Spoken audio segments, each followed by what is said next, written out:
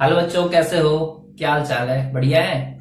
तो देखो, आज हम करने वाले हैं एक्सरसाइज 1.2 कर रहे हैं। तो इसका क्वेश्चन नंबर थर्ड करने वाले हैं। अच्छे क्वेश्चन, अगले जो क्वेश्चन आने वाले हैं थर्ड फोर्थ एंड फिफ्थ, तुम सबको अच्छे से समझना। ठीक है। बोर्ड के एग्जाम के बेसिस से इम्पोर्टेंट है। बाकी तो जेई वगैरह की जो तैयारी कर रहे हैं उनके लिए तो डायरेक्ट याद रखना है कि क्या कह रखा है कि एक फंक्शन डिफाइन है आर से आर में f x equal to greatest integer x. तो मुझे बताना है कि क्या है, 1 1 है या फिर क्या है, 1 1 और 1 2 को शो करना है। हाँ, शो करना है कि ये क्या है, नाइदर 1 1 नॉर 1 2। ठीक है, मुझे प्रूव करना है कि ये क्या है, ना तो 1 1 है ना ही क्या है ये 1 2 है, यानी कि मुझे ये प्रूव करना है। तो समझो, वैसे देखने से पता लग रहा है। तो आपको अगर ग्रेटेस्ट इंटीजर के बारे में पता है, ग्रेटेस्ट इंटीजर फंक्शन के बारे में पता है, तो कैसे खुलता है हमेशा ये एफ एक्स इक्वल टू, हमेशा ऐसे खुलता है। एक्स देगा कहां तक, जब एक्स लाई करेगा 0 से 1 के बीच में। ठीक है, ऐसे देता है ना, सॉरी 0 देता है और 1 देगा जब x लाई करेगा 1 से 2 के बीच में। ठीक है, ऐसे -1 दे देता है जब x लाई करता है -1 से 0 के बीच में, ऐसे देता है ना। तो समझो, यहां से पता लग रहा है, यहां से क्या पता लग रहा है कि अगर आप f ऑफ 1.2 रखोगे तब भी 1 देगा, f ऑफ 1.9 रखोगे तब भी 1 देगा, f ऑफ 1 रखोगे तब भी 1 देगा। तो समझो ये तो क्या बन गया, इससे क्या पता लग रहा है कि काफी सारी वैल्यूज के लिए, काफी सारी वैल्यूज के लिए क्या कर रहा है, ये एक ही वैल्यू दे रहा है, यानी कि इस टाइप से बनेगा। ये तो मैन इवन हो गया, समझ में आ रहा है क्या हो गया, ये मैन इवन हो गया इस टाइप से। यानी कि किसी एक इंटरवल्स, यानी कि उस एक इंटीजर से दूसरे इंटीजर के बीच में अगर मैं वैल्यू लेता हूँ, एक इंटीजर से दूसरे इंटीजर के बीच में अगर मैं वैल्यू लेता हूँ, तो हमेशा वो इंटीजर देता है, उससे जस्ट पहले वाला इंटीजर। यानी अगर मैं 0 से 1 के बीच में लूंगा तो 0 देगा, 1 से 2 के बीच में लूंगा तो 1 देगा। तो जस्ट पहले वाली वैल्यू देता है, उसके बीच में चाहे कितनी वैल्यू हो, जब तक वो एग्जैक्ट वो इंटीजर नहीं आ जाता तब तक वो इंटीजर नहीं देता। यानी कि उसके बीच में जितनी भी वैल्यू है उन सबके लिए वो उससे पीछे वाला इंटीजर देता है। इसका मतलब क्या हो गया ये, इसका मतलब क्या हो गया, ये 1 1 नहीं है। तो आसानी से आप ऐसे लिख के दे सकते हो, hence it is not 1 1।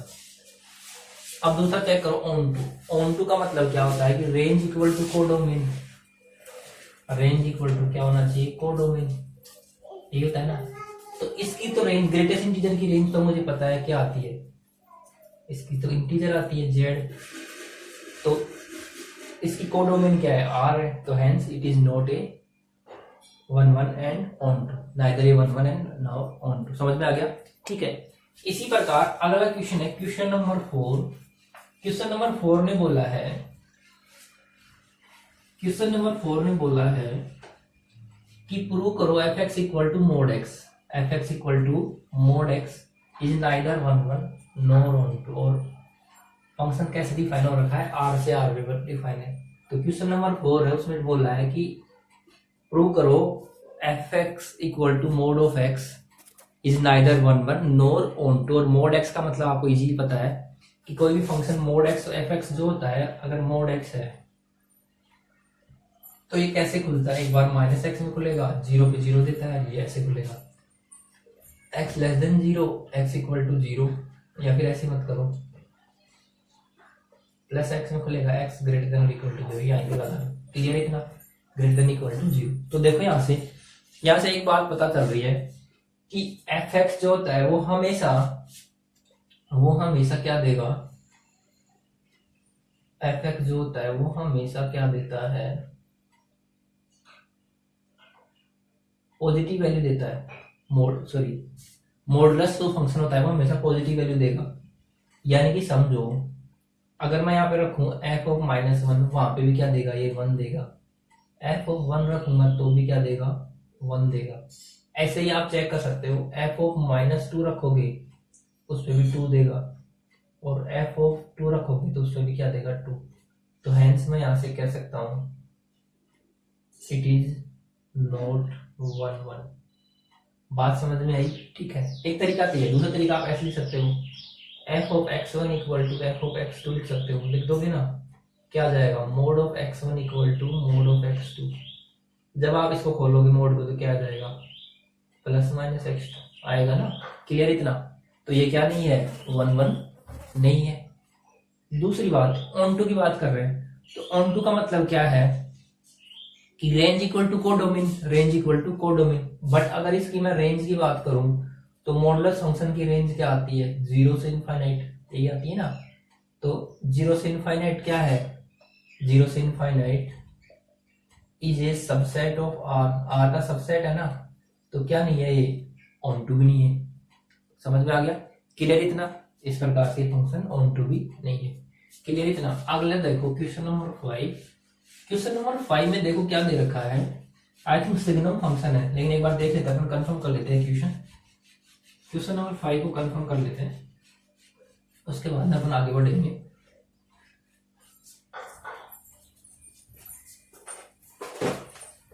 So that the signum function, बिल्कुल मैंने कहा था ना सिग्नम फंक्शन है। तो सिग्नम फंक्शन क्या होता है, f(x) equal to mod x upon में x, और ये कैसे खुलता है, 1 0 -1 देगा, x 0 से बड़ा हो, 0 पे 0 देता है, x 0 से छोटा हो। बात समझ में आई। तो मुझे बताना है is neither 1 1 nor onto, clear इतना। तो समझो f(x) equal to mod x upon x, यानी कि एक सिग्नम फंक्शन है और ये r से r में डिफाइन है। ये बात ध्यान रखना, ये इंपॉर्टेंट है कि फंक्शन कहाँ में डिफाइन है, r से r में डिफाइन है, तभी ये ना तो 1 1 होगा नॉर ऑन टू। समझो एक्चुअली में अगर इसका ग्राफ देखोगे तो x से जितने भी बड़ी वैल्यूज होंगी उन सब पे वैल्यू क्या देगा, ये 1 देगा। x ये जो फंक्शन है 0 से जितनी भी बड़ी वैल्यू उन सब पे क्या देगा, 1 देगा। यानी कि अगर आप यहाँ पे रखोगे, अगर आपने रखा यहाँ पे 2 रखा तब भी 1 देगा, 3 रखा तब भी 1 देगा, ठीक है। यानी कि समझो अगर आपने रखा f(x1) रखा, वहां पे भी क्या देगा, 1 देगा, ठीक है। और f(x2) रखा, वहां पे भी क्या देगा, 1 देगा, क्लियर इतना। तो अगर इन दोनों का आप इक्वल पुट करोगे तो f(x1) इक्वल टू f(x2), ठीक है। ये तो इक्वल है, लेकिन यहाँ से x1 is not equal to x2 है, क्योंकि अलग अलग वैल्यू पे 1 देगा। तो ये कांस्टेंट फंक्शन है, तो इसकी अगर मैं ग्राफ बनाऊं तो ऐसे तो देता था, 0 पे तो 0 दे रहा ही था, और यहाँ पे ऐसे, और 0 से छोटे पे क्या देता है, -1, ठीक है, क्लियर है। तो 0 से कितनी बड़ी वैल्यू ले लो उन पे सब पे 1 देगा, 0 से छोटे लेने पे -1 देगा। तो क्या है ये, 1 1 नहीं है। ऐसे ऑन टू का मतलब क्या होता है, रेंज इक्वल टू कोडोमेन। तो इसकी तो रेंज सिर्फ 3 ही एलिमेंट आते हैं ना, -1 0 एंड 1, ठीक है। इसकी तो रेंज में सिर्फ 3 ही एलिमेंट है, -1 0 एंड 1, तो क्या आ गया, तो ये तो इसकी रेंज है, वो इसका सबसेट आ गई। रेंज जो आई इसका क्या आ गई, सबसेट आ गई। लेकिन ऐसा नहीं होना चाहिए, रेंज इक्वल टू क्या होना चाहिए, कोडोमेन होना चाहिए। समझ में आ गया। तो ये फंक्शन क्या है, ना तो 1 1 है ना ही ऑन टू, क्लियर है, बात समझ में आ गई, ठीक है। अगला क्वेश्चन देखो, क्वेश्चन नंबर 6, एक और कर लेते हैं, ठीक है।